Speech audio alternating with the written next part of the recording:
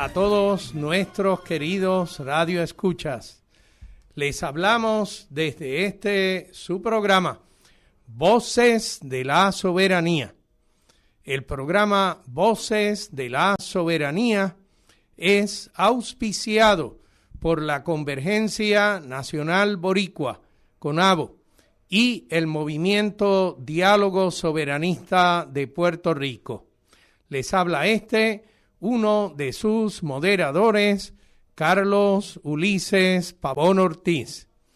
Me acompaña en la mañana de hoy el comoderador Juan Carlos Martínez Cruzado. Buenos días, Juan Carlos. Buenos días, Carlos. Buenos días a todos los radioescuchas.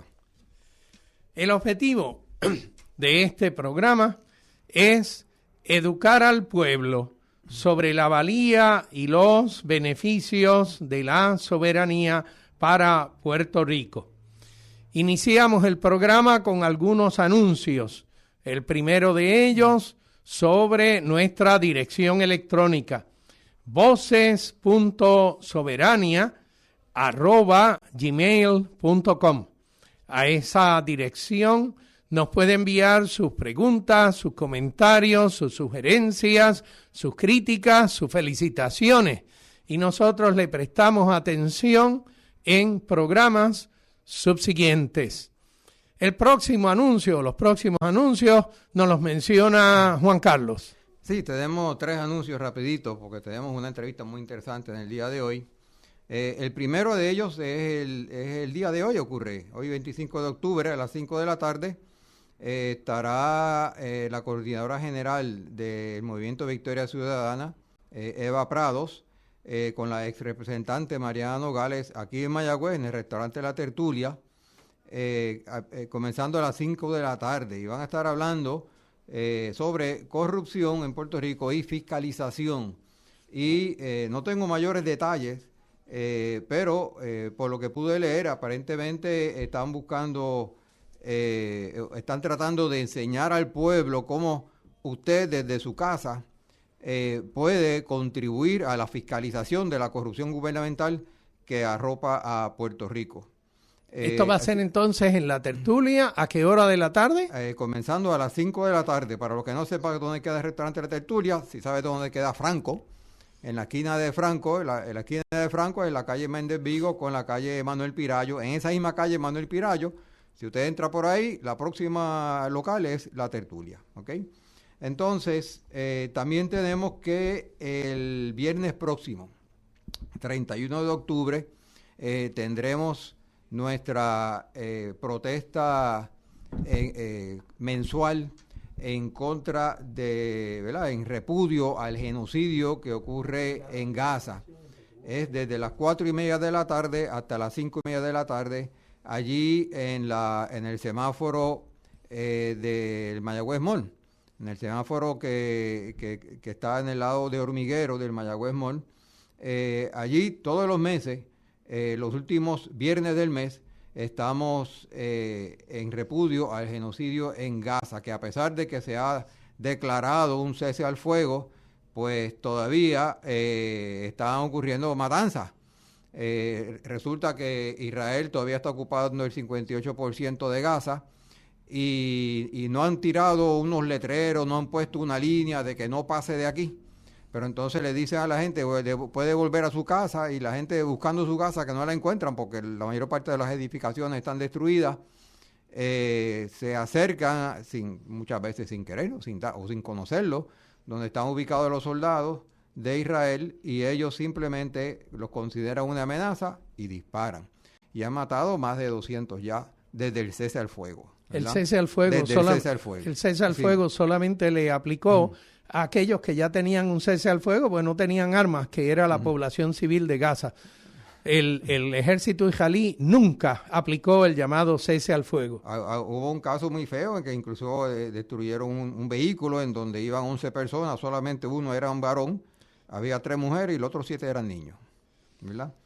Para que usted vea cómo es la cosa. Bueno, entonces el otro anuncio, así que están todos invitados a este repudio al genocidio el viernes que viene, comenzando a las 4:30 de la tarde en la Luz del Mall. Entonces el domingo siguiente, o sea, el domingo, no mañana, sino el siguiente domingo, en conmemoración a la insurrección de 1950 en Jayuya. Habrá una actividad conmemorativa. Una actividad conmemorativa aquí en Mayagüez, en el barrio Río Cañas abajo, en la finca Los Cruzados. Se utiliza la finca Los Cruzados porque de allí fue que partieron los nacionalistas a las actividades que tuvieron ese día y los días subsiguientes, porque no fue solamente el 30 de octubre, esa insurrección duró cerca de una semana. Y esa actividad comenzará a las 11 de la mañana hasta las 1 de la tarde, habrá almuerzo y tendremos esa conmemoración que ocurrió, conmemoración de la insurrección del 30 de octubre. Así que están todos invitados. ¿Cómo llegar allí? La carretera 3351, lo que llaman como la carretera de Aguilar, en el kilómetro 1.9, ahí hay kilómetro 1.9 interior, ahí no hay entrada, usted entra por ahí. Marcada precisamente que dice sector Los Cruzados. Exacto, hay un letrero que dice sector Los Cruzados. Usted entra por ahí y entonces sigue para adelante, va a llegar a una cuesta, bajando la cuesta, que es imposible de ignorar, y una vez llega al llano, abajo, pues allí invito ahí. Bueno, están todos invitados. Entonces, en el día de hoy tenemos el honor, el placer de conocer a una legisladora por distrito. Bueno, por acumulación. Por acumulación. Fui candidata por distrito, pero podemos hablar de eso ya mismo. Que es la legisladora Adriana Gutiérrez por el Partido Independentista Puertorriqueño. Y en la mañana de hoy nos acompaña para que podamos hablar una selección de temas. Y como me dice Juan Carlos y me dice Gabriel todos los días, mi selección es siempre ambiciosa, pero la expectativa es la de poder educar en nuestra conversación al público que nos escucha y que puedan esparcir la voz de por qué es tan importante lograr la soberanía para Puerto Rico. Así que iniciemos nuestra conversación con la legisladora preguntándole quién es y cómo llegaste a donde llegaste. Yo sé que son muchos vericuetes en el camino, pero quizás de una manera abreviada. ¿Quién eres y cómo llegaste hasta esta legislatura? Bueno, primero que todo, buenos días. Todavía estamos en los buenos días a ambos, a todas las personas que nos escuchan, agradecidas por la invitación y el espacio de conversar un rato con ustedes y también visitar el área oeste de la isla y salirnos del área metropolitana, que es importante. Yo soy Adriana Gutiérrez Colón, soy representante por acumulación del Partido Independentista Puertorriqueño. Y puede haber una confusión porque fui candidata a representante por el Distrito 4 de San Juan. En las pasadas elecciones, finalmente no prevalecí con los votos, aunque sí estuve prevaleciendo la noche del evento. Finalmente, con todo el proceso del escrutinio, que creo que el tema electoral es alguno de los temas que vamos a tocar en esta mañana, no prevalecí por alrededor de 300 y bajitos votos, ¿no?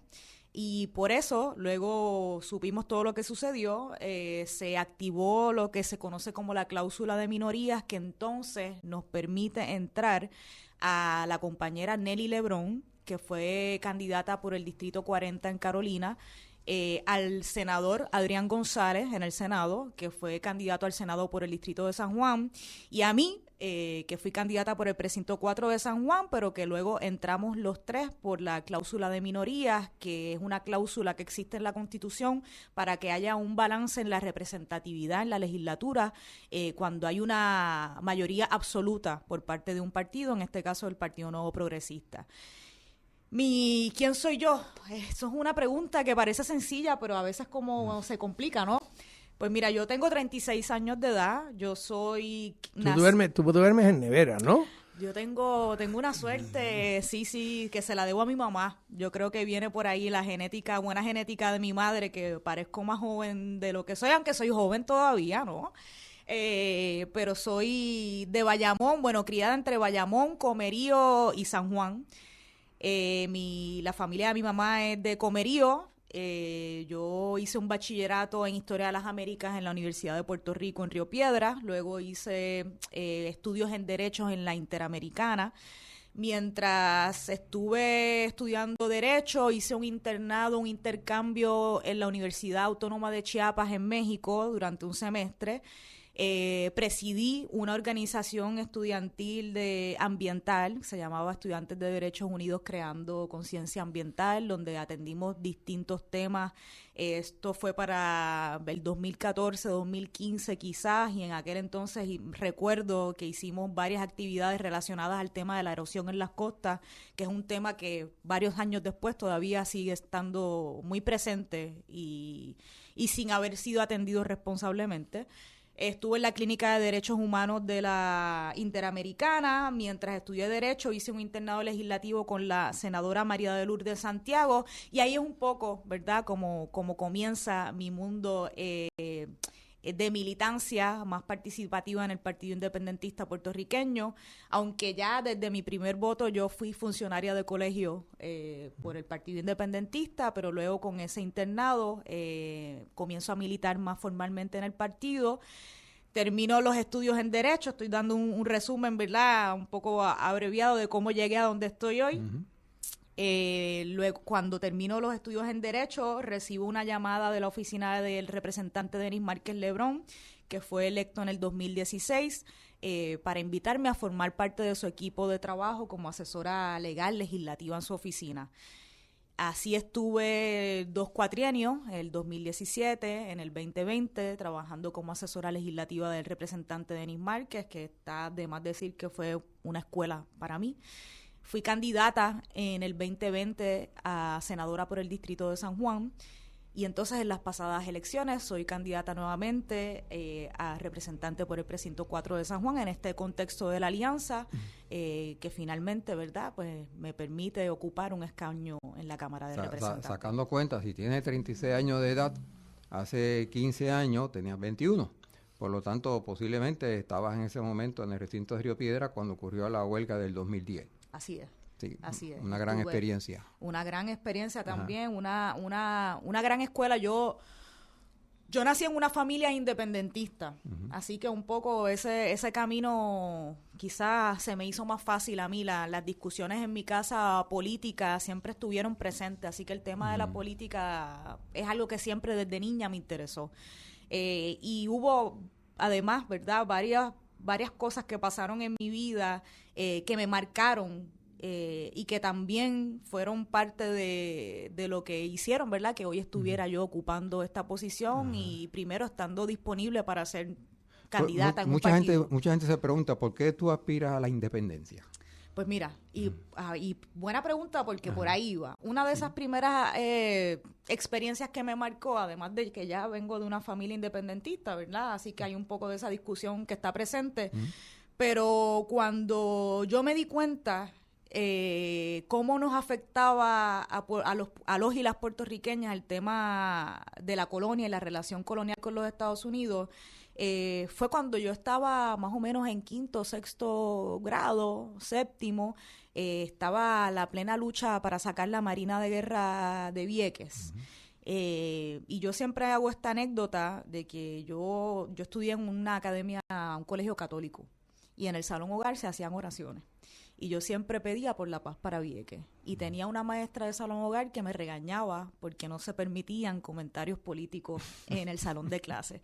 Y esa fue como mi primer activismo de desobediencia civil. Yo no tenía, desafortunadamente, la edad para estar en el campo de lucha como tantos compatriotas que finalmente lograron, ¿verdad?, ese movimiento de país que logró sacar a la Marina de Vieques, pero sí, todas las mañanas, aunque me regañaba la maestra, yo volvía y pedía por la paz para Vieques.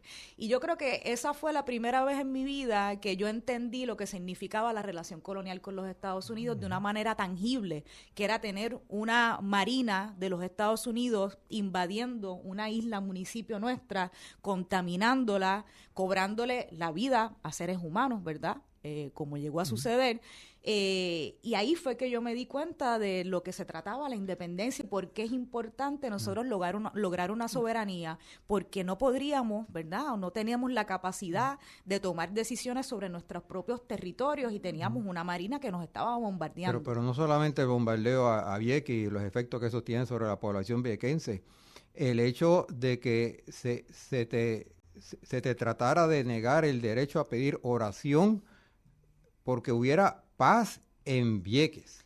Así es. ¿Verdad? Así es. Eso es indicio de una mente colonizada. Totalmente, Ajá. totalmente. Y yo estaba en escuela elemental, pero aún así yo entendía que era incorrecto y por eso me sentía con la capacidad de volver a hacer los reclamos cada vez, porque yo no estaba pidiendo otra cosa que por la paz de nuestros compatriotas y de nuestro medio ambiente, ¿no? De la salud, del derecho a la vida, a la salud, a la seguridad. Y ahí fue donde yo comencé a quizás tener más conciencia política sobre la relación, ¿verdad?, de los Estados Unidos y lo que eso implicaba.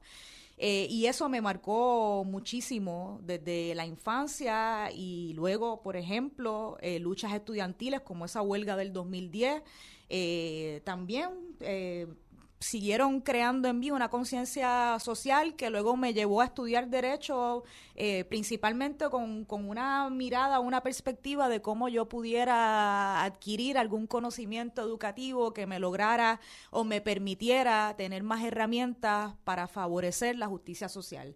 Y la lucha por la independencia de nuestro país está muy atada precisamente a la justicia social y por eso es que yo creo firmemente en la soberanía. Y ejemplos hay de más, ¿verdad? No solamente la invasión de la Marina en Culebra, en Vieques, en la actualidad lo que estamos viendo, que está retomándose ese tema de la militarización de nuestra isla o nuestro archipiélago, y eso, ¿verdad?, ha creado en mí una noción importantísima de que si nosotros queremos como país tener una verdadera justicia social, tenemos que comenzar trabajando y atendiendo el tema de la colonización, que no es otra cosa que ponernos como país o como nación en una situación de subordinación política con los Estados Unidos, y eso del saque es injusto, por definición.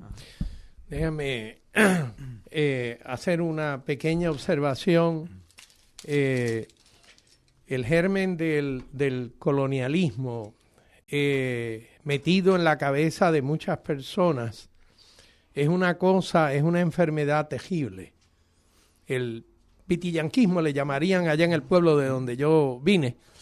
Es una enfermedad tejible porque lleva a unos individuos a menospreciarse a sí mismos, a su familia, a su comunidad. Y ese es un germen que nosotros tenemos que trabajar en contra de él y quisiéramos poder algún día superar esa enfermedad tan tejible. Eso que tú mencionas de que parecería que el Dios no quería el asunto de la cuestión política o de la paz y por lo tanto, según esa maestra, pues no se podía mencionar ese detalle. Pero vayamos a uno de los temas que quisiéramos trabajar en el día de hoy antes de que Joe nos toque el campanazo.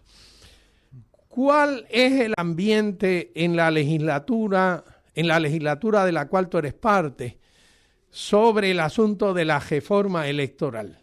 Y tengo, pues, dos preguntas esenciales sobre esto. Uno, ¿cuáles son los cambios que le interesan a la ciudadanía? Y esa sería una.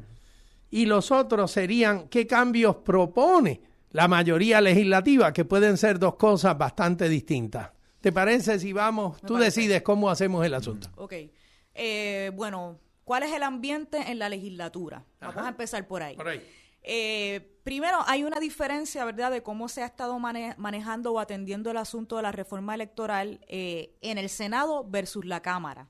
Sabemos que ya Tomás Rivera Chatz presentó un proyecto de ley, mientras que en la Cámara de Representantes se aprobó una resolución para que se creara una comisión conjunta para la evaluación de un proceso de reforma electoral. Y vemos dos posiciones muy distintas. Una que es la que nosotros desde el Partido Independentista estamos planteando desde cuatrienios anteriores y la que favorecemos, por supuesto, que es que ese diálogo que nos lleve a una reforma electoral se tiene que dar desde el inicio con el consenso y la participación de todos los partidos políticos, quienes estamos representados en la legislatura y quienes no lo están también. Así que ese es el mecanismo que nosotros como delegación favorecemos. En el Senado, en el Senado de Puerto Rico se hizo todo lo contrario. Se pasó por alto lo que ya se había aprobado en la Cámara de Representantes, que es, en vez de presentar un proyecto, como lo hizo el presidente del Senado, trabajarlo desde el inicio para que esa reforma sea una en consenso. Y eso no es lo que sucede en el Senado. En el Senado, o sea, el presidente del Senado lo que hace es defendiendo su bebé, claro, porque la actual ley electoral fue propuesta y empujada a las buenas y a las malas por el presidente actual del Senado cuando fue presidente del Senado anteriormente. No llegaron ni tan siquiera a vista pública en la vez anterior para discutir lo que era el proyecto de reforma que ahora es la ley electoral, y ahora vamos casi por el mismo camino porque él propone un proyecto de ley de su propia cosa, defendiendo su propia cosita. Aquí tenemos al doctor José Israel Alameda, que le damos buenos días, y lo veo allí a punto de agajarme por el cuello. Saludos a todos, saludos a Adriana, un placer tenerte aquí en el programa. Oye, ese tipo de comportamiento que tiene el presidente del Senado con respecto a este proyecto es el mismo comportamiento que critican de los sistemas dictatoriales de Cuba y ese tipo de cosas. Pero nosotros nos damos cuenta que tienen ellos un presidente que lo respaldan y lo único que dicen es que la gente votó por él. Bueno, votó por él pero no para hacer pocas vergüenzas ni en contra de la Constitución, ni en contra de las leyes, ni los reglamentos. Y también esta gente se está comportando como dictadores internamente en Puerto Rico. Y entonces el argumento, el discurso es precisamente contrario a lo que ellos quieren proclamar. Mirándolo de ese punto de vista, ¿por qué el Partido Independentista entonces no denuncia ese tipo de comportamiento? Lo hacen. Se ha denunciado y no solamente este comportamiento está sucediendo con la reforma electoral. Claro, por eso lo digo. Por ejemplo, cuando el Partido Independentista propusimos un rescate al sistema energético, lo que sucedió fue propuesta que, ¿verdad? Tenemos una crisis energética y eso un paréntesis del tema electoral, lo retomamos pronto. Tenemos una crisis energética. Ahí se habla muchísimo de cancelar el contrato de Luma, pero no se habla de qué es lo que va a suceder después. Y aquí sabemos, ¿verdad?, que el partido de mayoría lo que está proponiendo es cancelar el contrato de Luma para buscar una privatizadora alterna que no va a solucionar el problema de fondo, ¿no?, que es la privatización del sistema energético. El problema, es trasladarlo. Claro, es cambiarle de nombre. Y cuando presentamos una propuesta de qué vamos a hacer una vez cancelemos el contrato de Luma, por ejemplo, como Partido Independentista, ¿qué hizo el presidente del Senado? Lo que ha sido su dinámica, no solamente en este cuatrienio, sino en anteriores también, descargó la medida para derrotarla.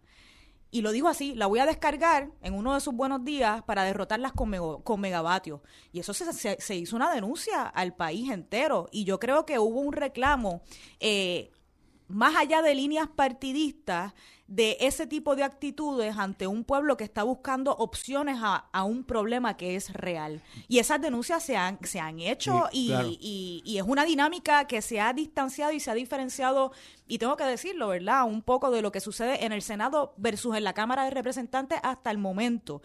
Quizás de una manera más hostil y ese proceso de vistas públicas donde se ha convertido una costumbre del Senado y del presidente descargar medidas de su mayoría para aprobarla sin vistas públicas. Vemos el proyecto 63. A viva voz. A viva voz, el proyecto 63, con muchísima oposición que limita el acceso a la información pública, se descarga sin vistas públicas para aprobarse de la misma manera que cualquier medida de la oposición del Partido Independentista que se presente se descarga para derrotarla. Y eso es una denuncia que se está haciendo y que el país la sabe.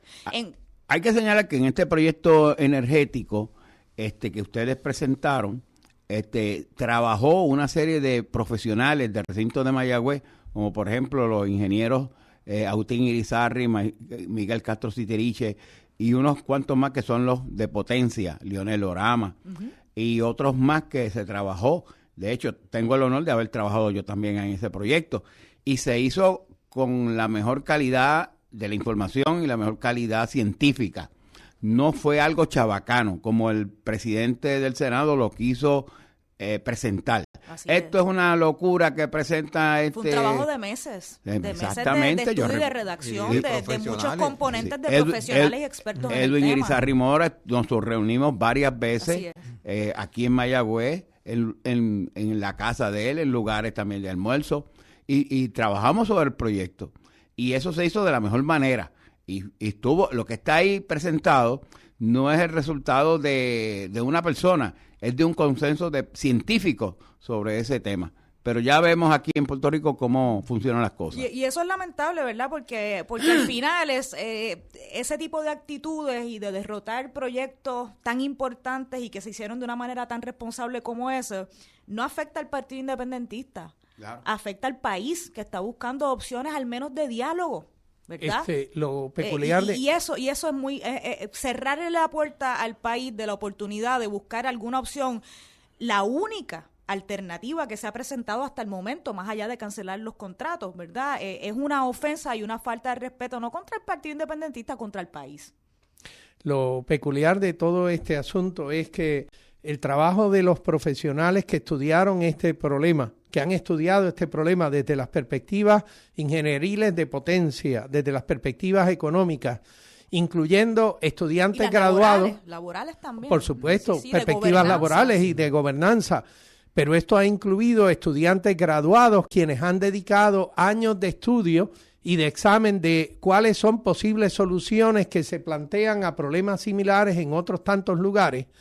Y nuestros profesores son personas que viajan a diferentes conferencias en todo el mundo tratando de aprender, versus lo que es la contratación de asesores, ya sea por las dos privatizadoras actuales o por alguna jama del gobierno, para que les provea una asesoría que es muy convenientemente inclinada hacia el beneficio de la corporación de la cual esos asesores son parte. Así que por eso precisamente es que el señalamiento del problema, primero, por supuesto, ha sido la mala gobernanza de las administraciones que nos han gobernado, que llevaron a la quiebra la Autoridad de Energía Eléctrica, que eso hasta ellos mismos ya no les queda de otra que reconocerlo y admitirlo. Pero que el problema de fondo se basa en la privatización de servicios esenciales, porque siempre que haya una privatizadora, pues el fin de esa privatizadora es generar dinero y lucro. Y eso no va afín o acorde, ¿verdad?, con la accesibilidad a un sistema energético robusto y eficiente. Y así es con el tema de la salud también, con el tema de la educación y tantos otros. Y entonces aquí también ha habido un discurso político de tratar de demonizar el modelo público, cuando el modelo público no es el problema. El problema son las malas administraciones y los malos administradores. Los carros no chocan, como yo digo. El que lo guía es que lo choca. Los bancos no quiebran. Los que lo manejan los bancos son los que quiebran. Las empresas no quiebran. Quiebran quienes los manejan, esas empresas. Y la energía eléctrica, la autoridad, fue precisamente el resultado de años de políticos metiendo la mano en la Junta de Gobierno, tomando decisiones alocadas como un supertubo que luego gastaron millones cuando estaba Fortuño, millones, eso hay un informe del Contralor que lo dice, y luego tira para atrás y se acabó aquí. Más nadie, no hay responsabilidades. Es más, se expropiaron hasta terrenos en el mismo centro de la isla. ¿Y qué ha pasado con eso? Quebraron el sistema de retiro. Y ahora, ¿verdad? Es el país quien tiene que pagar las pensiones que tienen que ser aseguradas porque es un derecho de tantos y tantos trabajadores. Recuerdo que yo trabajaba para el bufete Manuel y nosotros hicimos un análisis donde le decíamos a la gobernadora Wanda Vázquez que se había dejado de aportar la proporción al sistema de retiro que venía de la Autoridad de Energía Eléctrica y que se le debía X cantidad de millones. Eso fue cuando Wanda Vázquez era gobernadora. No hicieron absolutamente nada. Y entonces el culpable son los trabajadores. Son los... ¿Ves? Es así que funciona. La víctima es culpable. Sí. La víctima es culpable. Déjame retomar aquí... El tema electoral. Bueno, lo que pasa es que brincamos un poquito a la cosa del sistema de electrificación, sigamos un poquito allí. Como es tan urgente, importante, sí, pero a veces es inevitable. A veces es inevitable que resbalemos y caemos allí. Sí. Pero me interesa mucho saber cuáles son las impresiones que permean en la legislatura sobre este sistema de electrificación del país. Ya me has mencionado que se reconoce por muchos legisladores, incluyendo de mayoría, que la privatización con estos dos privatizadores no está funcionando bien. De hecho, parece que muchos legisladores aceptan que aquí hay un problema de fracaso en ese modelo de privatización.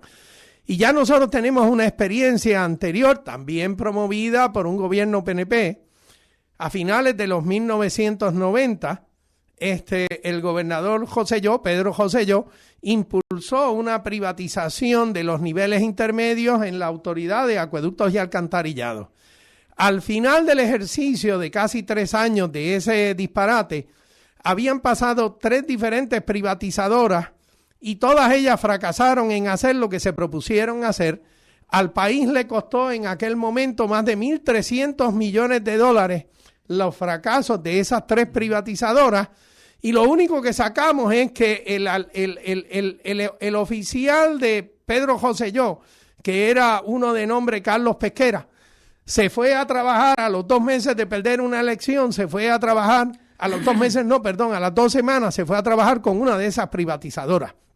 Así que la realidad es que hay unas experiencias, pero la pregunta no es si las hay, la pregunta no es si hay un fracaso del modelo privatizador, la pregunta no es si hay un fraude de los privatizadores para con Puerto Rico, la pregunta es cuál es la impresión que existe en la legislatura sobre este problema, porque las impresiones guían acciones legislativas que eventualmente tienen que tratar de resolver el problema. Lamentablemente, quisiera decir lo contrario, pero me parece que el ambiente en la legislatura en cuanto al tema energético es seguir apostándole a la privatización del sistema. La discusión solamente ha girado en torno a la cancelación del contrato de Luma. Ahí estuvo Josué Colón diciendo en vistas públicas que eso se iba a cancelar este 2025. Todo apunta a que eso no va a ser la realidad.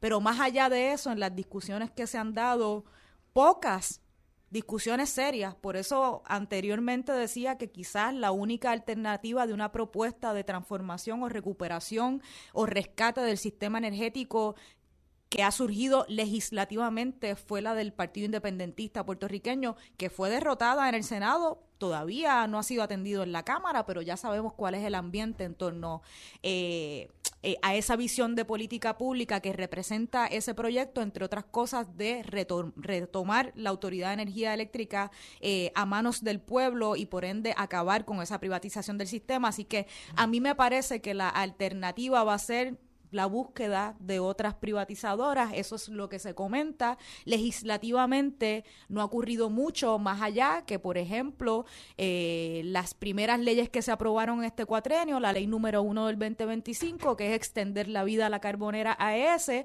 y por consiguiente vemos una política pública que sigue apostando a la energía fósil, alejándose de la transición a la energía renovable, que es parte de la política pública actual, pero con leyes que fueron enmendadas también en este cuatrienio para eliminar, por ejemplo, esas métricas que estaban establecidas de cómo nos íbamos a mover a transicionar a esa energía renovable. Así que lo que estamos viendo en el ambiente legislativo es seguir apostándole al combustible fósil, al gas natural.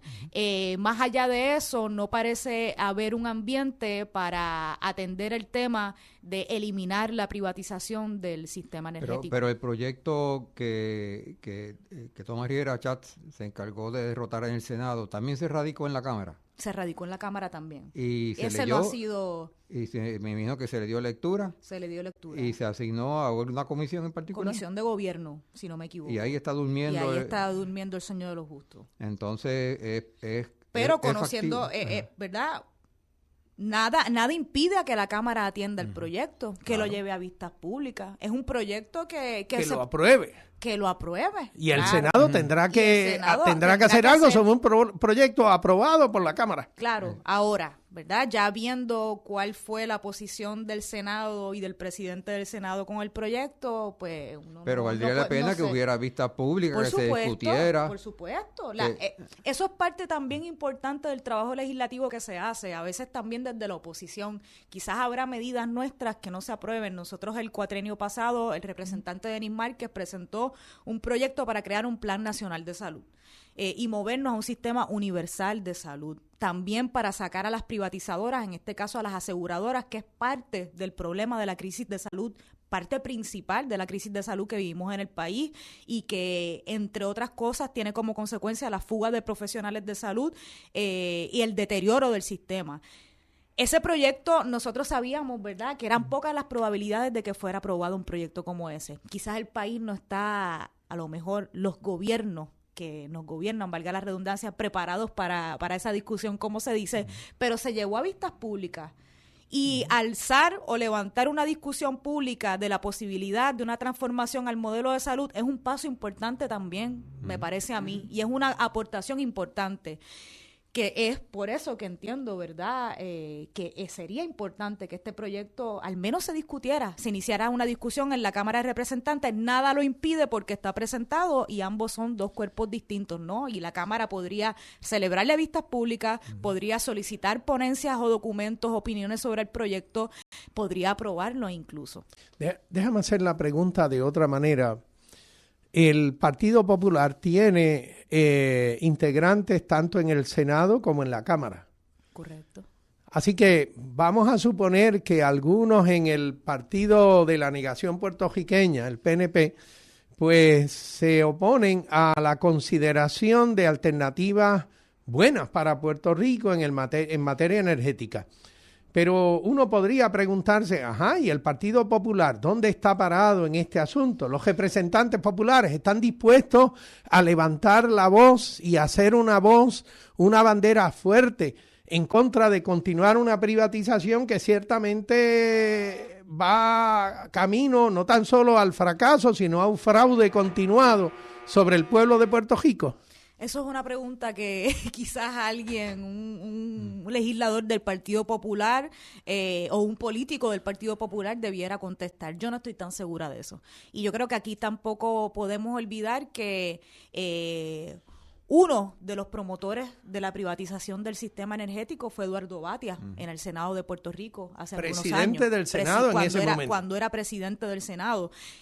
Así que, ¿verdad? No sé dónde está parado el Partido Popular en la actualidad con el tema de la privatización o no del sistema energético, pero me parecería que pudieran estar apostando también a buscar otra alternativa a través de otra privatizadora, pero no me consta. Tampoco he escuchado que hayan sido muy vocales denunciando la privatización del sistema energético. No sé si ustedes han tenido alguna otra impresión. Bueno, lo que pasa es que déjame rebotar esa pregunta que me acabas de hacer.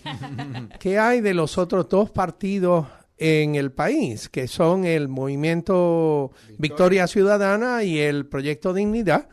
Porque ellos también son ciudadanos, ellos tienen también bombillas en la casa. Así es. Y de vez en cuando se les apagan y de vez en cuando se les dañará alguna cosa porque, pues bueno, el sistema de electrificación no está estable porque los que lo manejan no son muy competentes haciendo el asunto.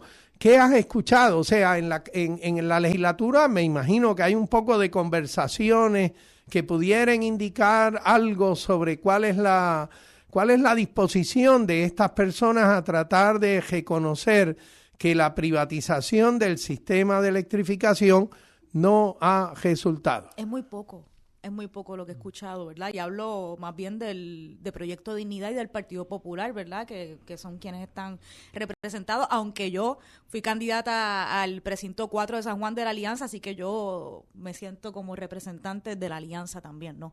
Pero en términos de Proyecto Dignidad y el Partido Popular, la verdad es que es poco lo que he escuchado de denuncias a la privatización del sistema.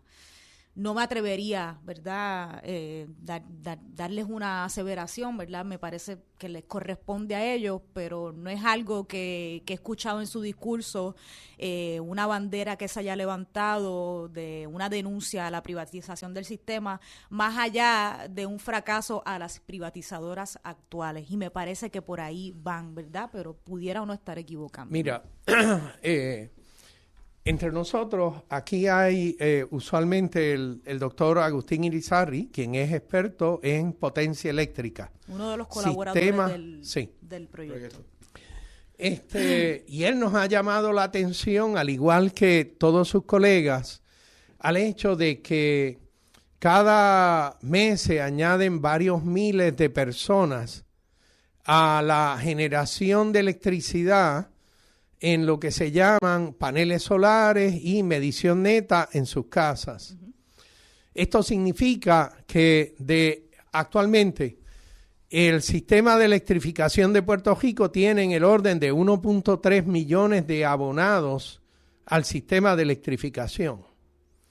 Pero de ellos, al presente, más de 170,000 personas se han suscrito al sistema de generación por paneles en sus casas y medición neta.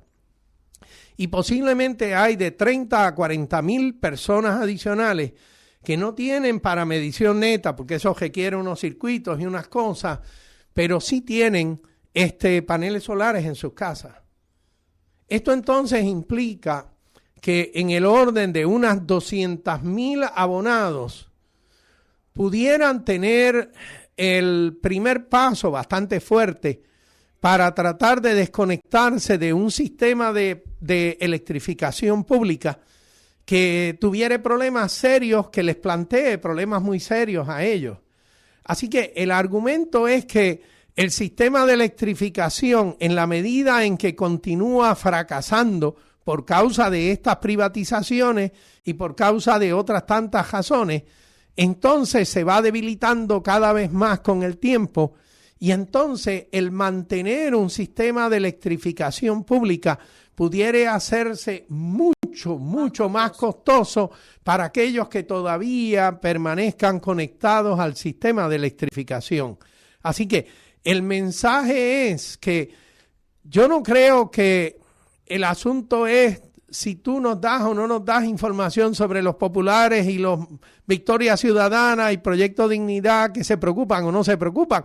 Es que yo creo que ellos tienen una responsabilidad inmensa para con el pueblo de Puerto Rico, porque habrá una cantidad de personas en Puerto Rico que no van a tener dineros para comprar un sistema de paneles solares y de medición neta para sus casas, la gran mayoría, y que bajo el gobierno actual norteamericano tampoco van a recibir subsidios para eso.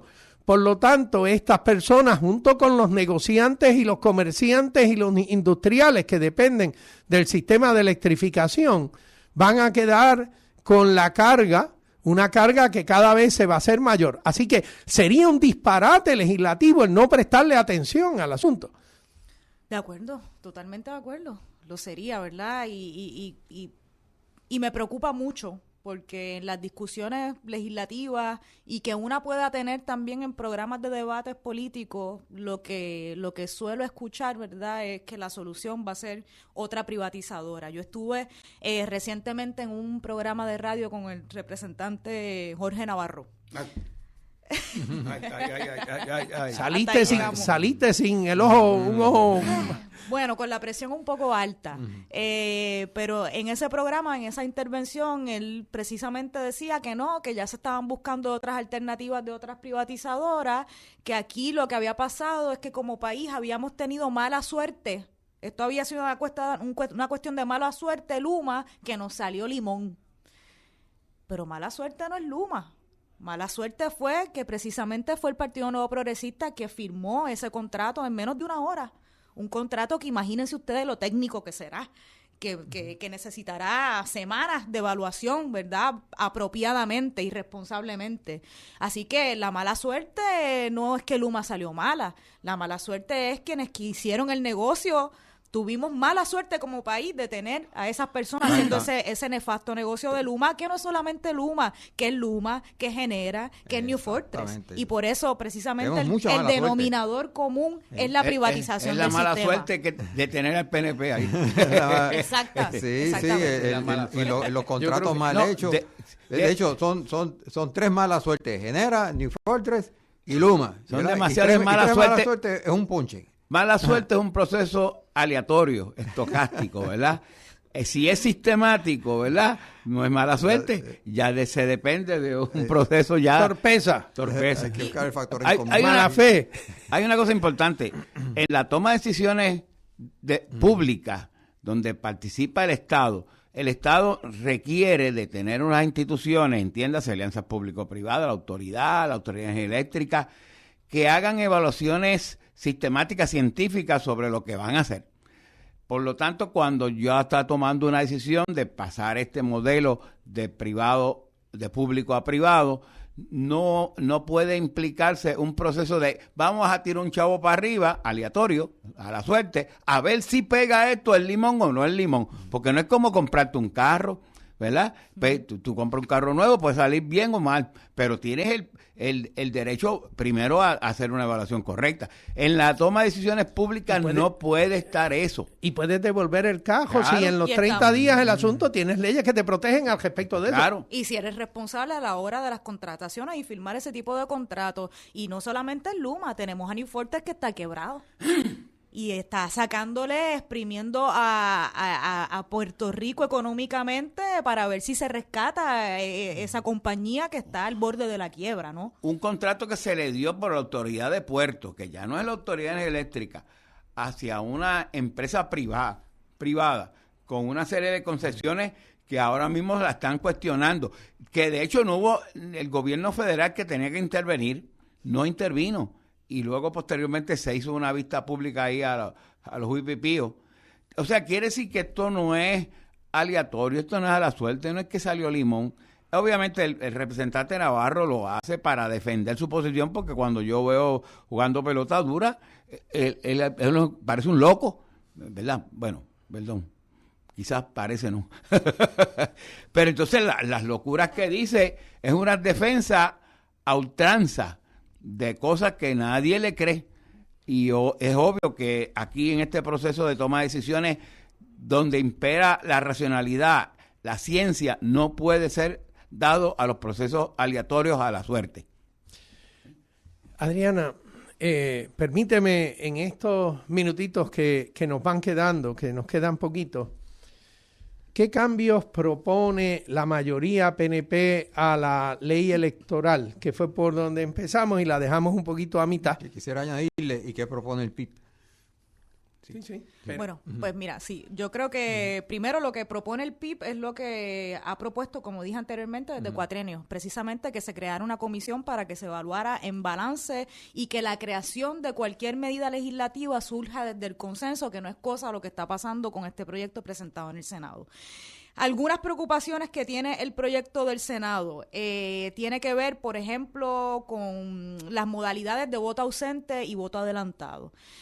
Sabemos que el voto ausente lo predominó en su mayoría la alianza, las candidaturas de la alianza y Juan Dalmau, el voto ausente, ¿verdad? Que en muchas ocasiones son posiblemente muchos estudiantes que están fuera del país y que no pueden estar el día de las elecciones y solicitan ese voto. Versus el voto adelantado, que son las modalidades, por ejemplo, de voto a domicilio o voto por correo, que es una modalidad de voto que domina primordialmente el Partido Nuevo Progresista. Tomando eso en consideración y esos datos, por una parte se limita el voto ausente y se flexibiliza el voto adelantado. Convenientemente, ¿verdad? Cuando a uno le conviene al Partido Nuevo Progresista y otro representa otro demográfico quizás de personas más jóvenes que benefició a la alianza o a candidaturas como la de Juan Dalmau. En el caso del voto ausente, hace más restrictivo los términos para solicitarlo, los limita, y también las consideraciones o criterios sobre quiénes pueden solicitarlo. El voto por correo, una de las propuestas, o el voto adelantado, es bajarlo, el término de edad, a los 55 años.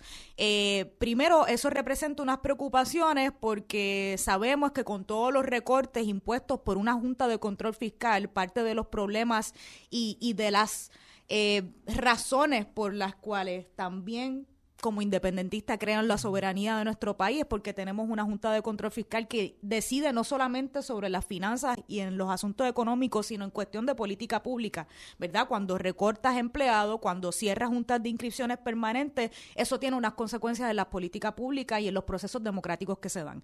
En ese sentido, se limita o se reduce la edad a los 55 años cuando eso provocó unas dilaciones en cómo se estaban contando esos votos adelantados. De otra manera, nosotros decimos, bueno, pues si vamos a flexibilizar ese voto adelantado, hagámoslo desde los 18 años. Pero eso es algo eso es una de las propuestas, por ejemplo, del Partido Independentista. Pues si lo vamos a flexibilizar, que sea para todas las edades desde los 18 años. Pero eso es algo que el PNP no está de acuerdo porque apuestan a que tienen una demográfica que les beneficia más un electorado de más edad, ¿no? Cosa que ha estado cambiando incluso en las pasadas elecciones, pero que todavía hay unos rezagos de eso. ¿Qué hay del asunto de lo del cojeo certificado para el envío de la...? Eso es otro de los problemas, precisamente con una de las enmiendas propuestas en este proyecto de Tomás Rivera Chats, que tiene que ver con ese voto adelantado. Ahora lo que se está determinando es que el voto adelantado, la dirección de física no tiene que coincidir con la dirección del registro electoral. Además de que no tiene que ser a través de correo certificado.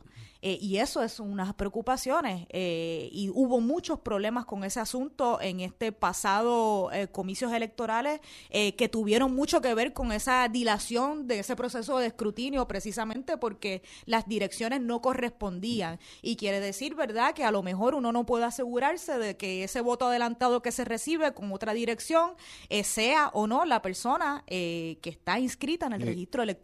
Preocupa también el sistema tecnológico, porque nuestras máquinas fallaron enormemente en todos lados, tanto en las primarias como en las elecciones finales. En el voto por el estatus se invirtieron los resultados, imagínense. Entonces, la pregunta es, ¿vamos a tener los mismos, compañías lidiando con la situación tecnológica? ¿Vamos a tener, las mismas máquinas? ¿O vamos a hacer una inversión en unas nuevas máquinas? Si hacemos una nueva inversión en nuevas máquinas, nuevos sistemas, software, como se llama, pues tendríamos que comenzar ya. Estamos tarde, porque todo es lo que tú capacitas, ese nuevo sistema tecnológico, que sería formidable si se hace bien, porque ayudaría a avanzar en el conteo, pues sería mucho mejorado. Pero aquí no veo la intención de hacer eso. No sé cómo hay unas discusiones en la Comisión Estatal de Elecciones que se están llevando a cabo sobre si se van a alquilar o se van a comprar unas nuevas máquinas. Eso está bajo evaluación ahora mismo.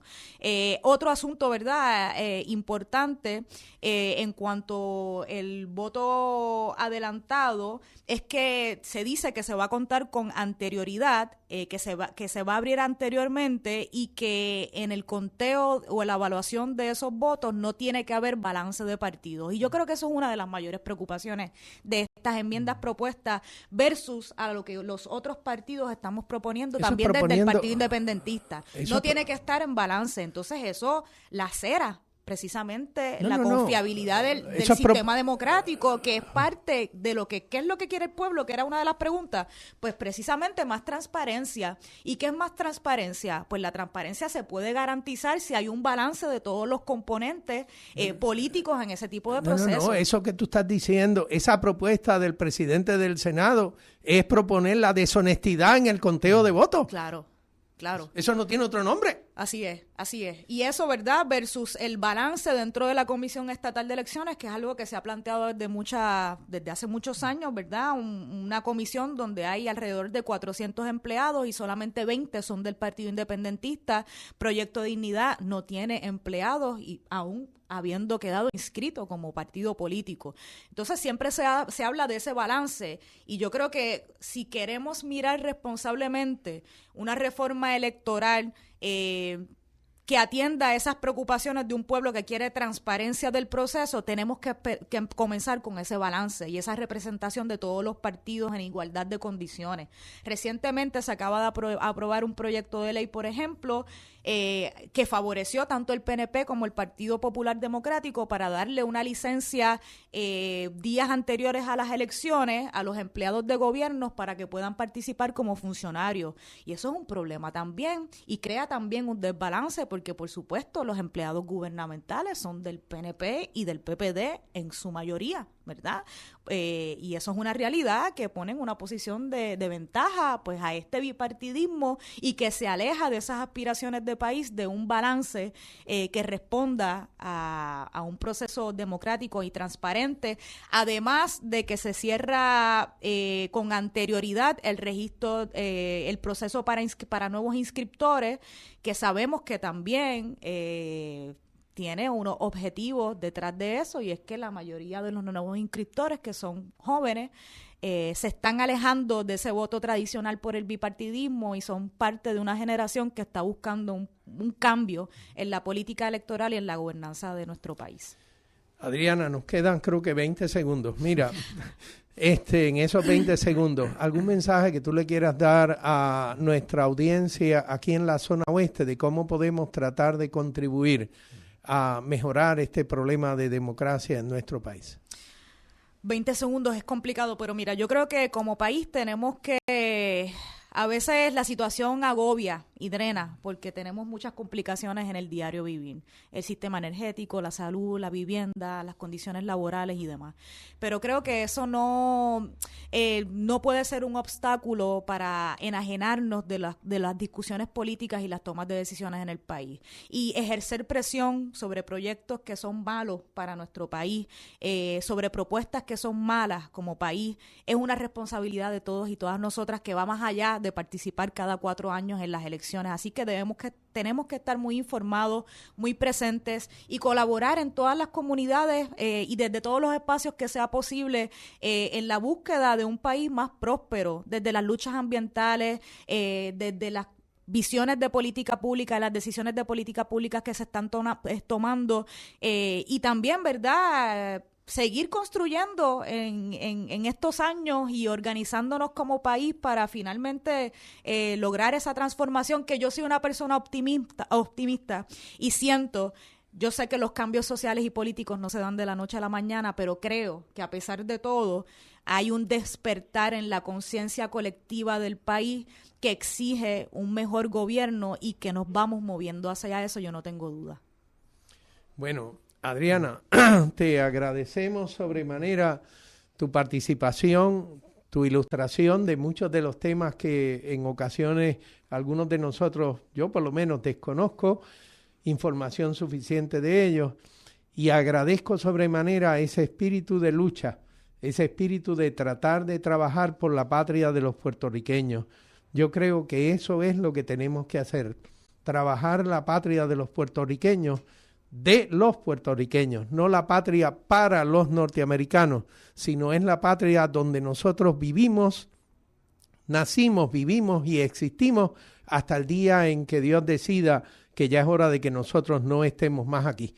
Así que agradecemos la audiencia y agradecemos tu participación. Yo les agradezco a ustedes la oportunidad y espero que sea la primera de muchas ocasiones.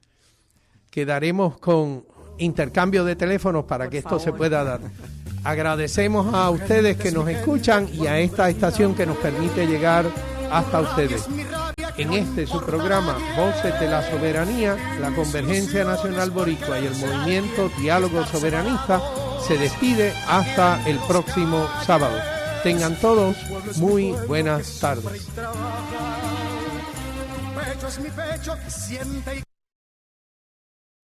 Esta radioemisora y su personal no necesariamente se solidarizan con las expresiones vertidas en el pasado programa.